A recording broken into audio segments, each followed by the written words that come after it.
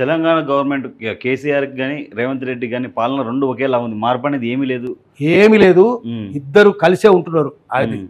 గల్లీలో గుద్దులాట, ఢిల్లీలో ముద్దులాట.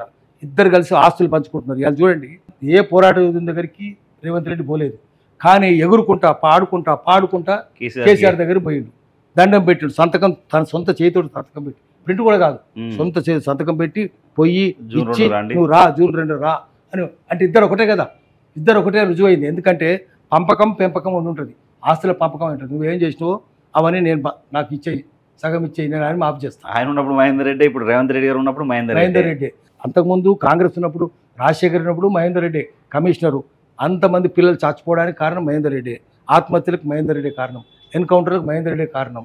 ఆ తర్వాత కేసీఆర్ వచ్చినాక ఆయన డీజీపీ, అన్ని దొంగ పనులకు ఆయనే కారణం, ఫోన్ ట్యాపింగ్తో సహా. అది అయిపోయింది. తర్వాత ఇప్పుడు రేవంత్ రెడ్డి వస్తే ఆయనే కారణం. అందరు రాజకీయ పార్టీలు కలిసే ఉంటారు, అందరు దొంగలంతా కలిసి ఉంటారు, మంచి వాళ్ళంతా ఎప్పుడు కొట్టుకుంటుంటారు. ఇంకోటి ఒక లాస్ట్ క్వశ్చన్.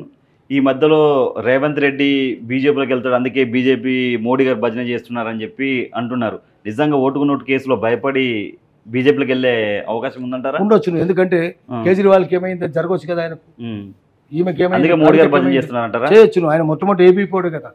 ఇప్పుడు కిరవాణి కూడా ఏబీకి సంబంధించిన వాళ్ళే, వాళ్ళంతా ఆర్ఎస్ఎస్ సంబంధించిన వాళ్ళే. అందుకని వాళ్ళనే దగ్గర తీసుకుని చంద్రబాబు నాయుడు ఏదైనా, చంద్రబాబు నాయుడు బీజేపీతో ఉండు కదా, కాబట్టి ఈయన కూడా బీజేపీతో ఉంటాడు. అందరు రాజకీయ పార్టీలు ఒకటే వైపు ఉంటాయి, ఎవరు అధికారంలో అటు పోతారు. అన్ని రాజకీయ పార్టీలు, భారతదేశంలో అన్ని రాజకీయ పార్టీలు ఎక్కడ అధికారం ఉంటే అటు వెళ్ళిపోతారు. సీఎం పదవి వదిలేసి వెళ్తారా సార్? బీజేపీకి వెళ్ళే అవకాశం ఉంటుంది? లేకపోతే జైలుకు పోవాలన్నా ఏది ఎక్కాలో చూసుకోవాలి. సింహాసనం ఎక్కాలన్నా, ఉరికమ్మ ఎక్కాలన్నా, పల్లకి మీద ఊరేగాలన్నా, పాడకి మీద ఊరేగాలన్నా. పాడ మీద ఊరేగాలంటే అక్కడనే ఉండాలి, పల్లకి మీద ఊరేగాలంటే బీజేపీ దగ్గరికి పోవాలి.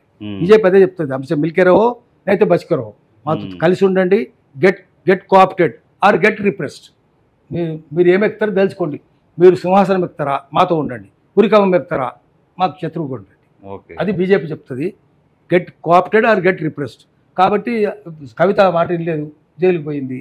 కేజ్రీవాల్ వినలేదు, జైలుకి పోయిండు. రేపు ఈయనకు కూడా అదే గతి అవుతుంది కదా. కాబట్టి ఆయన కూడా పోయి దండం పెడతాడు. బీజేపీ రేవుకి పోతాడు రేవంత్ రెడ్డి అంటేనే రేవు పోయేవాడు. బీజేపీ రేవు చూసుకుంటాడు, అక్కడ పోయి దండం పెడతాడు. ముందు నుంచి నేను ఏబీపీ అని చెప్పుకుంటున్నాడు కదా. ఏబీపీ అందరూ చంద్రబాబు నాయుడు దగ్గర, చంద్రబాబు నాయుడు బీజేపీతోటే ఉన్నాడు.